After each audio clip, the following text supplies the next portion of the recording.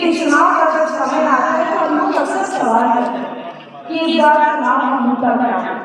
मैं बार-बार कहती हूँ साथियों कि जब चुनाव हो या बात राजनीति की हो तो मुद्दा सिर्फ और सिर्फ विकास होना चाहिए, सिर्फ और सिर्फ विकास होना चाहिए। एक तरफ हम है भारतीय जनता पार्टी और एनडीए की सरकार है जिसने 2020 में चुनाव के वक्त वादा किया था कि हम 20 लाख रोजगार देंगे। आज साथियों गर्व होता है इस मंच से कहते हुए कि हम 11 लाख सरकारी नौकरी और 38 लाख प्राइवेट जॉब देकर अपने दिए गए वादे से दुगना कदम हमने आगे बढ़ाया है और युवाओं को एक सही दिशा में भेजने का काम किया है। लोग पलायन की बात करते हैं तो आज पलायन में बिहार में कम होते हुए हमें दिख रहा है। जगह जगह पर उद्योग लग रहे हैं। ये जंगल राज और गुंडा राज के जो लोग हैं जो आज पलायन की बात करते हैं, मैं उनसे सवाल पूछना चाहती हूँ कि आप कहाँ थे जब बिहार के बड़े बड़े उद्योगपतियों को बिहार से भगाया जा रहा था? तब आप और आपकी ये सोच कहाँ थी? अरे हमने 20 लाख की नौकरी वादा की तो 50 लाख की नौकरी, तो आज हम उनसे कैसे हुए जब हम कहते हैं कि हम 1 करोड़ की नौकरी अगले 5 साल में युवाओं को देंगे? सिर्फ यही नहीं साथियों, ये कोई बिना प्लान की राजनीति नहीं है। हमने भूमि अधिग्रहण करके आज लगभग 15,000 एकड़ जमीन बिहार की सरकार के पास ऐसी जगह पर जो इन्वेस्टर्स हैं, जो उद्यमी हैं, जो उद्योग लगाना चाहते हैं, उनको 10 एकड़ की जमीन निःशुल्क तब दी जाएगी जब 1000 बिहारियों को बिहार की धरती पर नौकरी मिलेगी। ये माननीय मुख्यमंत्री जी और प्रधानमंत्री जी की कमलनाथ सरकार की गति है। मैं खुद के सदस्य आती हूँ, बिहार और भारत का प्रतिनिधित्व करने का मौका मिला और आज अपने 18 साल की निशानेबाजी के करियर के बाद मैं देख रही हूँ मेडल लाओ नाथ नौकरी पाओ की योजना के तहत आज बिहार में खेल और खिलाड़ी भी एक माध्यम बन गया है सरकारी नौकरी पाने के। हमारे यहाँ दीदी को 10,000 रुपए की सहायता देकर अपना स्वयं रोजगार शुरू करने की मदद की जा रही है। अब आप बताइए भला कि इस बिजली के युग में कोई राजनीति की चर्चा करता है कुछ होगा? और आज माननीय मुख्यमंत्री जी ने 125 यूनिट दी कर हम लोग खुद उस विधानसभा में बैठे हैं जहाँ पर एनडीए सरकार के अनेकों विधायक ने बिजली के मुद्दे को माननीय मुख्यमंत्री जी के सामने रखा और विपक्ष के लोग आज आकर कहते हैं कि अरे ये तो हमारा किया गया घोषणा था, ये तो हमारा किया गया फैसला था। अगर आपका किया गया फैसला था तो छोड़ दीजिए उस लालचन को और आ जाइए हमारे साथ बिजली के युग में। हम तो हाथ खोल के बैठे हैं।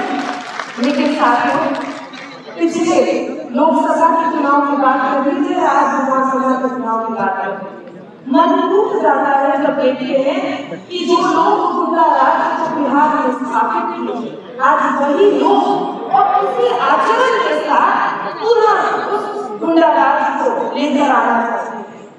आप देखिए विधानसभा में नेता प्रतिपक्ष सम्मानित पद पर रहते हुए उन्होंने कितनी अमर्यादित भाषा की। उस विधानसभा के अंदर महिलाएं उपस्थित थी, विमर्श चल रहा है, लेकिन उनको योजनाओं के ऊपर विमर्श नहीं करना था, उनको अमर्यादित भाषा का प्रयोग करना था, आक्रामक होकर सरकारी लोगों के ऊपर हमलावर होना था और फिर जब बात करना था नहीं थमी तो मंच सजाकर माननीय प्रधानमंत्री जी की स्वर्गीय मां को गाली गलौज करने का काम किया। मुझे आज उनके विपक्ष के ऊपर कुछ बोलने की ज्यादा आवश्यकता नहीं है। उन्होंने अपना परिचय गाली गलौज देकर, उन्होंने अपना परिचय अमर्यादित भाषा और व्यवहार करके खुद ही अपना परिचय देने का काम किया है। और मुझे लगता है कि बिहार का युवा, खासतौर से बिहार का युवा, ऐसी सरकार बिहार में कभी नहीं आना देगा।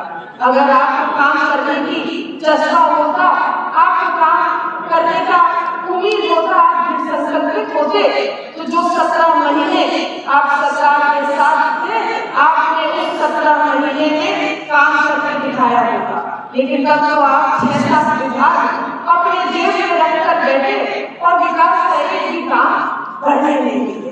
आज साथियों में 4 पंक्तियां कहकर अपनी बातों को मैं विराम लगाऊंगी और खास तौर से मेरे युवा साथियों, मेरे युवा भाई और युवा की बहनों के लिए ये 4 पंक्तियां मैं कह रही हूँ कि लोहा जितना तपता है उतनी ताकत भरता है, सोने को जितनी आग मिले उतना खूब निकलता है, हीरे पर जितनी धार चले उतना कटर चमकता है, और मिट्टी के बर्तन को जितना तप मिले तब जाकर धुन पकड़ता है।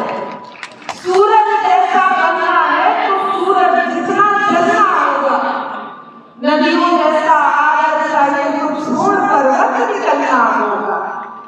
सिर्फ कर्म तुम्हारा कल होगा, सिर्फ कर्म तुम्हारा कल होगा, और यदि कर्म में सच्चाई है तो कर्म कहाँ निष्फल होगा।